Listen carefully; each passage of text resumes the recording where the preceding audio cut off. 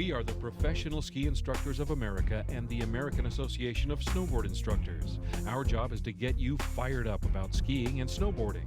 It is not just a profession, it is a way of life. These are our stories.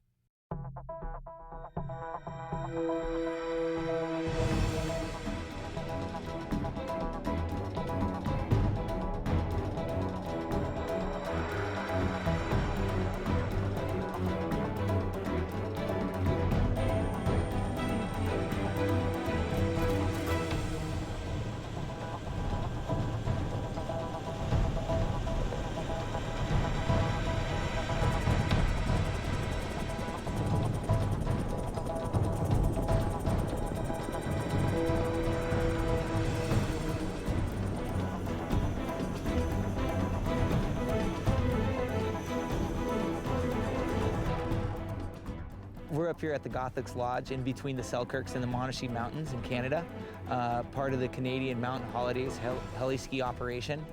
Got invited up here to go heli skiing and take a couple guys up here to check out the mountains, see the terrain, and experience what it would be like to teach and guide up in the Selkirks and the Monashee Mountains. Well, CMH, first of all, is the first company that ever offered heli skiing as a commercial product. It's the biggest company that offers heli skiing as well.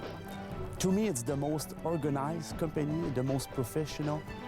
It's a company that has tons of backup if something goes wrong in the field. It's a company that backs up their employees without any condition, you know, and that will walk the extra miles for his guests. And that's what CMH is all about.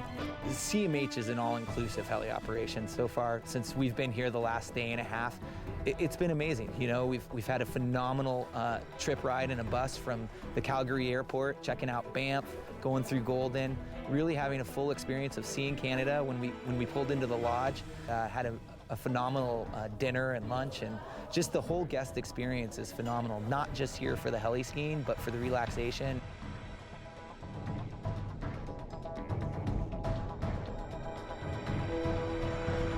We have an awesome staff, we have an awesome guiding team, and that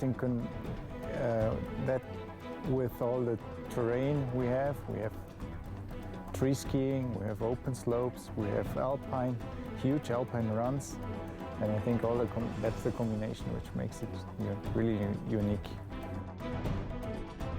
First of all, Gothics Lodge can ski in the Selkirk range and ski in the Monashee, right? Which is quite different. It's all part of the Columbia mountain range, but it can offer different experience a little bit. And because it can go either way, the Selkirk or the Monashee, then we got more option, right? And Gothic is well known to offer big glacier run, which is quite unbelievable, right? Big, long run into the alpine in the glacier. And it is true, too, that it got a good mix of tree skiing. So, you know, when the weather is quite bad and we cannot reach the alpine, we got great run into the trees, which bring us to the cedar tree, and we ski among those giant trees, and this is unbelievable. The relationship between PSIA, ASI, and CMH, it's a pretty cool partnership that was just created to try to get more instructors up here skiing and experiencing what a different environment is in the backcountry. To me, what we share together is the passion for skiing, and that's the main thing. Of course, the passion for powder, too, is another drawing, eh? Something that both of us are attracted by that. Both organizations are professional, and you want to go skiing with people that are professional, that have a good eye for safety, and you want the safety to be the #1 priority. And that's what CMH is all about. CMH is, first of all, focus on safety, and then on pleasure.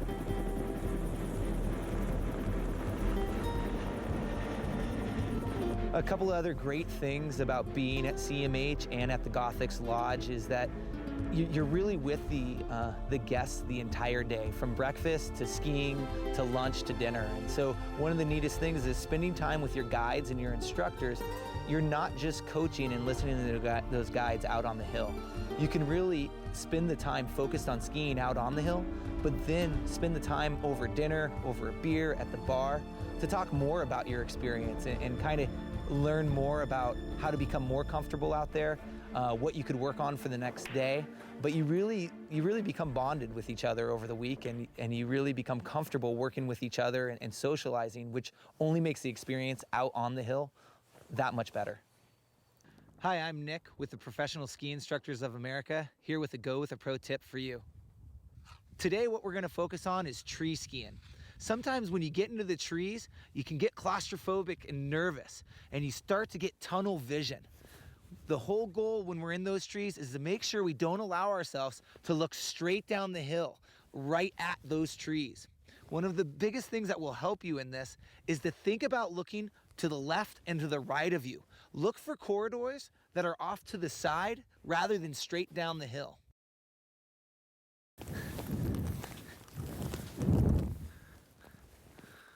So tree skiing's as easy as that. Remember those 2 simple tips. So next time you're at your local ski area, remember, go with a pro.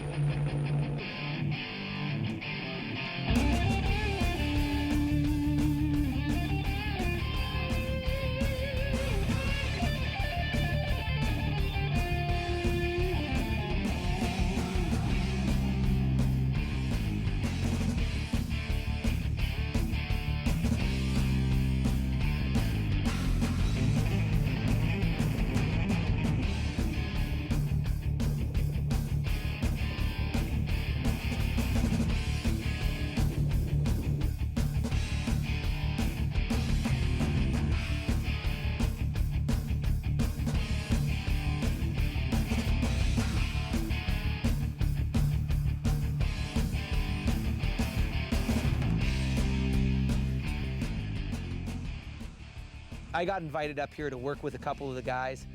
It's a crew of college buddies who have been skiing every year together, and I'm really excited to work with them. I was a little taken back and kind of excited about this change, but the majority of them are snowboarders. And the neat thing about taking guys and coaching them in the backcountry is we're not going to be focusing just on tactics that help skiers. We'll be focusing on tactics that help anyone back there, whether you're a snowboarder or a skier. These tactics that I'll be working with them on really will help anyone in the trees or in the alpine environment. This is kind of a neat experience for me because not many ski instructors have the opportunity to teach in the backcountry. Most of the time, we're in a very controlled environment. We have chairlifts, we have groomed trails, and we can take our guests on and off groomed trails doing tasks. It's a little bit different teaching in the backcountry because you have to focus on tactics, as I mentioned before. And you really have to make people feel comfortable in the backcountry environment. They're very used to a controlled environment, and taking them into a new environment, part of taking them back there is gaining their trust, having them become relaxed, and really realize it's the same thing, but you don't have that groomer to jump onto. One of my biggest goals while I'm out here with our guests is to make them feel comfortable and make sure they have a good time. In order to do that, there's a couple things we have to do. We first have to make them feel safe out there. And once people feel safe in this new environment, their confidence level is going to rise, and they're going to start to relax, enjoy themselves a little bit more. They'll become more, with that relaxation, they'll be able to turn their legs more. They'll be able to look ahead and enjoy the environment they're in. And you know, the biggest thing that we want them to be is we want them to be safe, we want them to have fun, and then we want them to learn something. What'd you think? Well, I started off a little apprehensive because I'm on new skis that I'm not used to and first run out, and then I wasn't really skiing very aggressively. I was kind of waiting and sitting back a little bit, but then after that first run, things got a lot better. Nice, nice. Did you feel like you were rushing the turn at all? Making choppy turns rather than smooth turns? Yeah, I felt like I was making too many turns. Yeah. Kind of like I would ski at a resort. Yeah. And then once I started following your track and doing fewer turns, then things felt much better. Awesome. It's amazing how long it takes to get comfortable in the environment being in the backcountry than the regular ski hill. Yep. on the chairlift. But yeah, no, I saw a huge improvement. It was awesome working with you all morning. We're gonna keep that focus throughout the day of really letting me pick the size of turn and mimic that same size turn as we go down the hill. One thing that I'm seeing is you're rushing your turn really quick. And when you turn those skis across the hill, you have more surface area to fight with. So when you make those turns a little bit longer and slow them down, they're a little bit more efficient and relaxed. So keep that focus.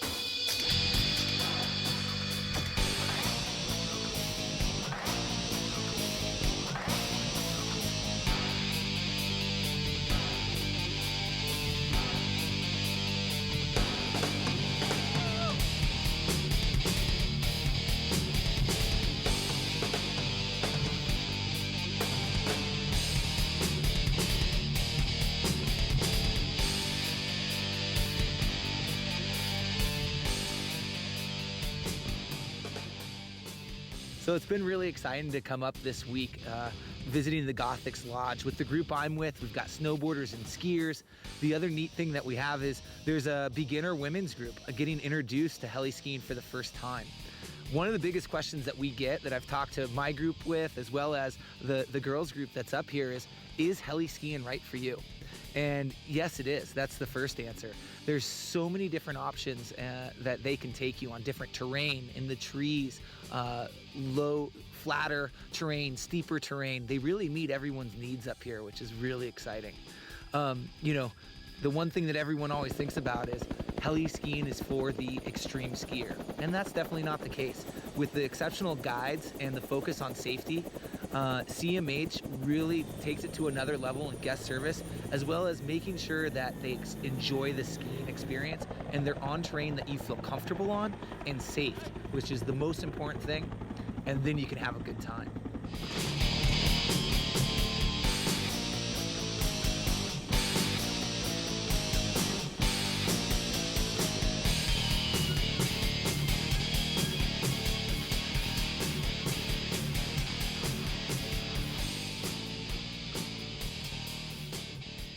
Hi, I'm Nick Heron with the Professional Ski Instructors of America Alpine team, joined with Matt, one of my guests, back here heli skiing and talking about how to improve our skiing in the backcountry and powder. One of the things that Matt and I have been talking about quite a bit is what kind of equipment do we want to take in the backcountry? There's three things that we're looking for in skis to help enhance the experience in powder skiing. The first is the early rise in the tip and the early rise in the tail of the ski. What that allows us to do is it allows us to pivot and turn the ski a little bit easier. It also keeps that ski tip up out of the snow to keep momentum and doesn't dive on you.